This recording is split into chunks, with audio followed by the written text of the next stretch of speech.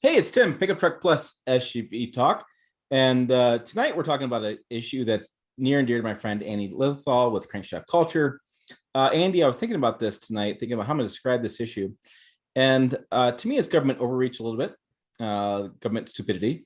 But I always thought, we would say in Western Nebraska, this is what comes out of the south end of a north-facing bowl, is what we would say. Right, right. Yes, I understand the language here. Yes, I'm Yes, glad you get the vernacular. Those who not yes. get it, pour drinks, sit back, relax. You'll enjoy this. Mhm. Let's start at the beginning. So walk me through this. So people don't know, state of Maine is becoming idiots and doing a ban on a vehicle you have known. So how did you learn about this issue, and like where are you at now?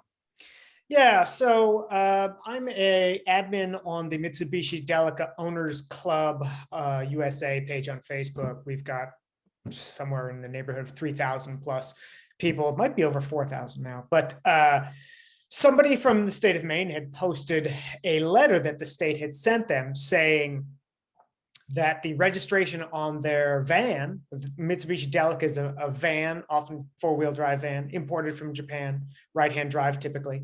And they had received this letter and it said, basically they had 3 weeks to get the vehicle off the road. It was being classified as a mini truck, like one of those little tiny K trucks from Japan. And then that they had 3 weeks to remove the license plates, send them back to the Bureau of Motor Vehicles, and the registration was canceled. End of story. And so a couple of people actually had posted their same letters from the Maine Secretary of State, and kind of like, what's going on? This is not a mini truck. And it was kind of ironic actually, because people who haven't seen these vans in real life, sometimes they think they are these little mini vans or mini vans, mini trucks, but they're not. They're the size of like a 2021 Toyota Sienna or a Chrysler Pacifica. It's a fairly decent sized vehicle. So Yeah, I'll put some images on the screen of what this looks like, because you own one of these. I do. And we're talking minivans. Mm-hmm. Like all things going after minivans?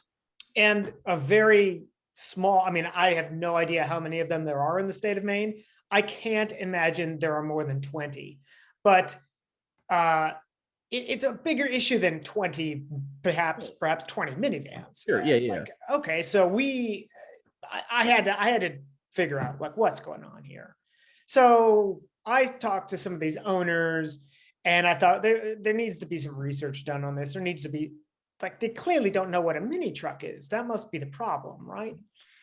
And so I reached out to the media contact at the Bureau of Motor Vehicles in Maine, who reports to the Secretary of State.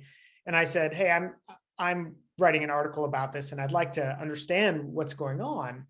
And I said, clearly this vehicle is not a mini truck. It's, like I said, the size of a Toyota Sienna. Gave them measurements, gave them the measurements of the K vehicles, and said, it's just clearly not right.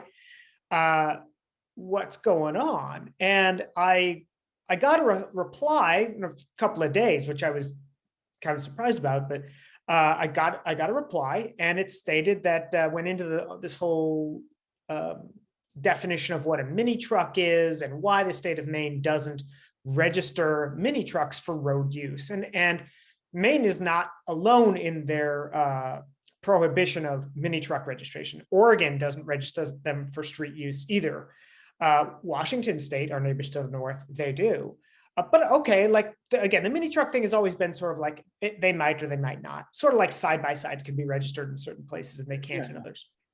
So okay, so Maine keeps telling me about mini trucks, and a lot of other people on this group were also getting the same kind of, well, it's a mini, if mini trucks can't be registered. I said, okay, so this isn't a mini truck.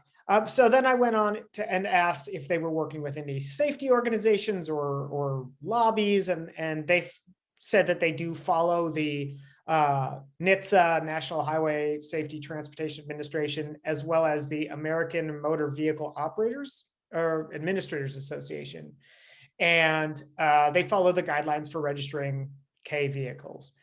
So, okay, so we're clearly stuck on this definition of what a K vehicle is, or specifically their language was a mini truck.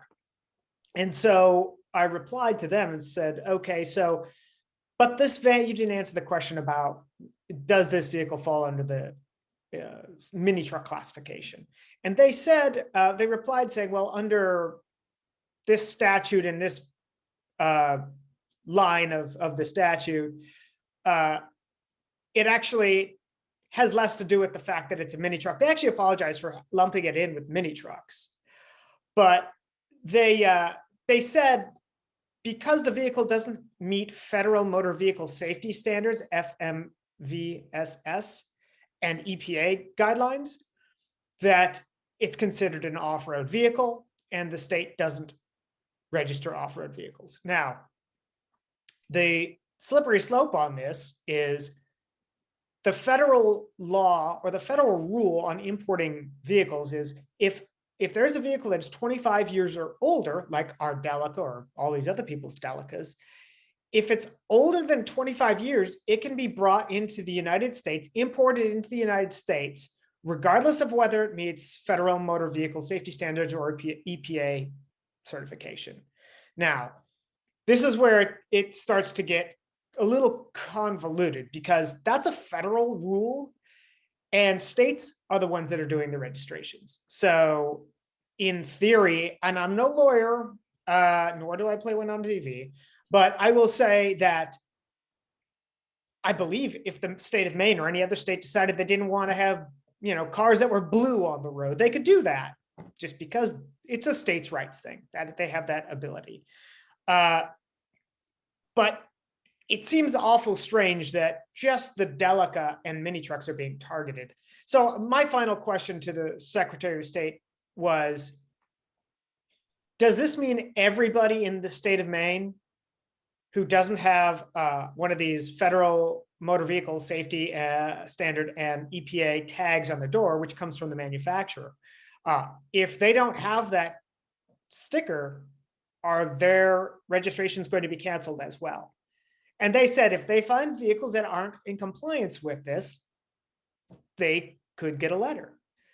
So that's where this goes. Okay, so this is way bigger than just a couple of weird Japanese vans. This could be European vehicles. This could be vehicles from other countries. I mean, one would think it could be classic vehicles. Now, I am not in a state that does a visual inspection like this. They do emissions testing where I live, but they're not checking the door jambs to make sure that there's a federal motor vehicle safety standard sticker. But one would think, and perhaps there are people out there that say you owned a classic Chevy truck, like me, like you. Yes. And if you don't have that decal, does that mean you immediately fail? Because that sounds like what they're saying to me. So, I mean, it sounds like they changed up their thinking and how the law applies, and now it's selectively enforcing different statutes based on a whim. right. They sat down and said, "Oh, we can do." So, I mean, you're looking at classic vehicles. Classic vehicles, I mean, it's a broad category. Yes, huge. Right. So my father-in-law is working on a 40 sedan delivery. It's a sedan that happens to have double doors, a single door in the back, whatever deal. Mm-hmm. It's the same idea of Mitsubishi. It's the same size. So what is the classification happening with that? And how does one state have the power over the federal government at this point? That's a very good question.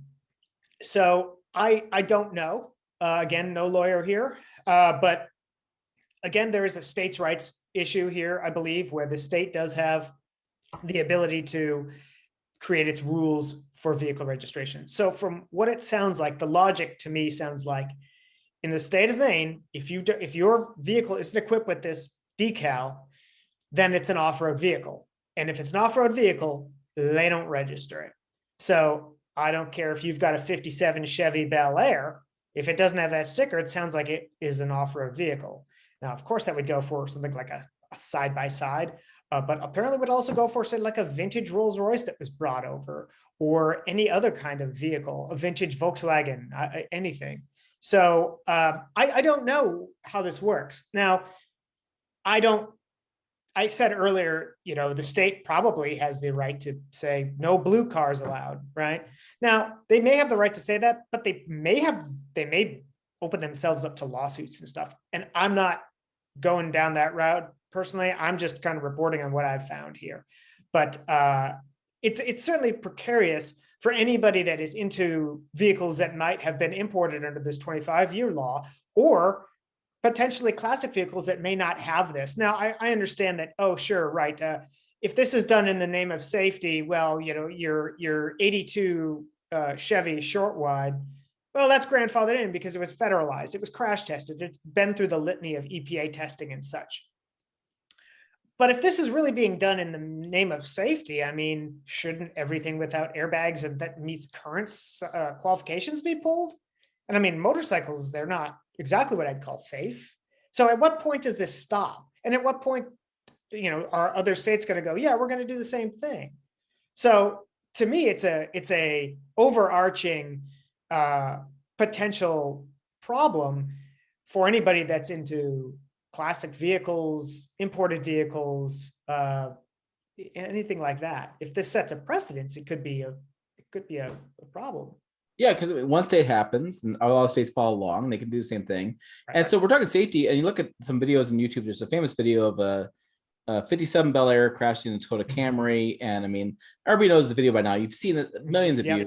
And I mean, I tell people all the time, my 62, if I crash my 62, it's going to hurt. And they're like, oh my, no, it's going to hurt me. It's that's where we're at. But I'm curious about you as far as many of these Delicas are diesels. Do you think it's an air quality issue?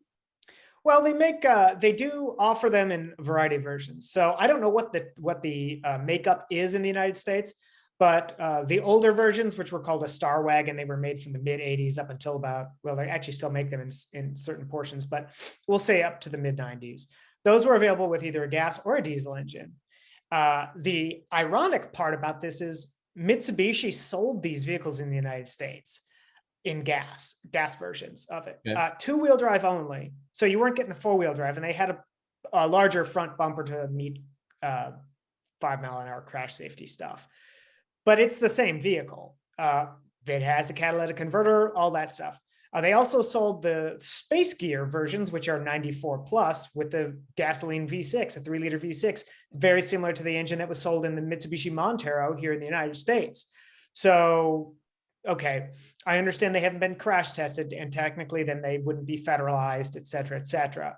But it's a little bit ironic that, wow, I mean, that vehicle is actually sold here. So I don't know I don't know the real reasoning behind even how this got started. Like what was the Delica? What made the Delica a target? And my guess is it was something that somebody, apparently Maine has a regular vehicle inspection, and somebody wasn't sure what to look for. As I understand it, the inspections are run by the state police, and the person there didn't know what to do, so they contacted the state police. And they came down and said, well, this is clearly not meeting our criteria. And apparently none of them do. I don't really know. And I'm not going to speculate too far because it didn't happen to me. I'm on the other side of the country. But I found that this was an issue that could impact people across the country. Right. Yeah. No, you're absolutely right. I mean, this is something that can grow as most government outreach does. What I think interesting was that you not reached out, but Autoblog picks it up. Yeah. And Autoblog went a little further. I mean, everybody keeps working. Journalists work together. We work on this story. And in their article, they stated that the state of Maine came back and basically classified it as an ATV. Yeah, they basically, this is where this off-road designation comes in. And I work in the off-road industry. When I think of off-road industries, I think of Jeeps and Ford Raptors and off-road truck stuff. And I think by their definition of off-road vehicle is not necessarily a down and dirty pickup truck or a Jeep or something like that. It's something that is not able to be legally driven on the pavement, on the highways. So I think that's kind of the line that Autoblog drew between the things. Is essentially, for all intents and purposes, it has the same classification as an ATV, despite the fact it's the size of a Chrysler Pacifica minivan. And in theory, any other vehicle, I don't care if it's some rare Aston Martin or if it's a Volkswagen Amarok or something, if it doesn't have the sticker, it's an off-road vehicle and therefore can't get titled. That's how I'm understanding this. And I've poured over the article and poured over auto blogs, and I'm currently just writing a follow-up on crankshaftculture.com about my experiences with the rest of this story. So, the big question for me is, where do we go from here as enthusiasts? I know the SEMA Action Network has been contacted regarding this. I know that several Delica owners are looking at their legal action, consulting lawyers to see what this is all about. If this is just a too bad, so sad, enjoy your 5,000-pound paperweight in your driveway, or if this is something that there are legal options. We've been contacted by somebody who is in a different state, in the state of Virginia, and they have said that they ran into a similar issue with one of the vehicles that they had, and they were able to work with the state of Virginia to resolve this and legalize the vehicle that he was in. So, I'm hoping that the state of Maine is going to be a little bit more, more open to, or is going to be open to, the realization that there are hundreds, if not thousands, of vehicles on the roads that are certainly no less safe than a Mitsubishi Delica, compared to the modern vehicles and whatnot. But I mean, this just seems a little bit bizarre to me. And so people understand here is those vehicles were legal up until this point. That was June. That's when that range that things changed all of a sudden. Yeah, these were people that had legally registered these vehicles. These people had done their homework. They had either imported the vehicle themselves or bought it from a registered importer, and went to the Maine Bureau of Motor Vehicles and had the vehicle registered, inspected, and titled, and registered and titled, and were living their best life in their Mitsubishi Delica. And then one day, starting apparently in May, is what I believe, they got this letter saying, you got 3 weeks to send the plates back. Your registration's canceled. And that impacts a lot of people who use these as daily drivers. I talked with a couple of people who have these as their daily drivers. And so they have to sell these vehicles, or I know a couple of people are just going to keep them in their driveway and see how this goes. But there were a few people who told me, I have to find a new car now, or a different car. I can't use this vehicle anymore. So a number of people are really, really disheartened by this, and people who did their homework, people who consulted. I mean, there were a couple of people who were telling me that they consulted their legal advice. Is this legal? Can I do this? Like, I know these are kind of these wonky right-hand drive vans. I don't want to get burned and, be out $14,000-$15,000 or whatever they paid for this van. And sure enough, that's exactly what's happening right now. Yeah, because this isn't a simple process. You have the importing fees, you have to find an importer. There's a lot of gray market going on. I've reported this times before. It's not a simple like dealership buy. You have to really appreciate the vehicle you're buying. Right. Yeah. This is not just somebody who is wandering the local car lot and said, yeah, I'll take one of those. This is a specialty kind of vehicle, an enthusiast. There's an enthusiast base for these. And this is something that is no different than any other enthusiast-based vehicle. But I think about all the other, and I know Maine doesn't have an enormous population compared to other states, but there are for sure other right-hand drive Japanese vehicles that are registered with the state, and I certainly hope the state doesn't start going after all of them. But there's nothing stopping them at this point. Like if you've got a Toyota Hiace van, which is similar to a van they sold in the United States, but also right-hand drive. If you've got a Nissan Skyline sports car, or if you had a potentially an MG, or a classic Austin Healey that has been brought over from the UK, or any other kind of vehicle that has been brought in under that 25-year import rule, but had never been crash tested. And again, if you look through the NHTSA guidelines and whatnot, it specifically states that the vehicle can be imported with no regard to the Federal Motor Vehicle Safety Standards and EPA. They are exempt, the word exempt. Now, again, this goes back to this, well, yeah, but that's not a states' rights thing. That's a federal thing. So I'm not really sure how that, if the states can just decide, well, I think they can decide what they want to do. I mean, let's look at certain states with regards to emissions testing, like California, for instance. California had its whole own set of emissions stuff. I had a 1995 Suzuki Sidekick that had California emissions. Granted, that was here in Oregon, but still, California had its own emissions thing to, it went above and beyond what the federal government said. And if you wanted to register a car in California, had to comply with federal or with California emissions. So maybe Maine has just decided that they're just not going to allow, despite the federal law that allows you to import the vehicle, we don't care. It's got to meet standards for that state.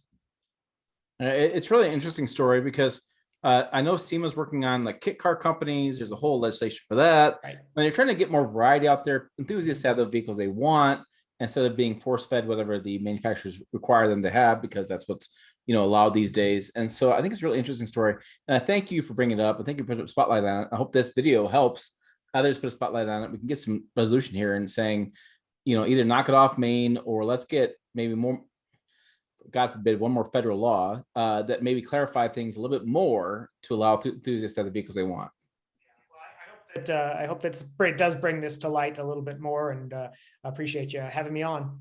All right, sounds good. Hey, check out his van. We did a whole series on it. It's a video over here, website down below. As always, thanks for watching. We will see you down the road.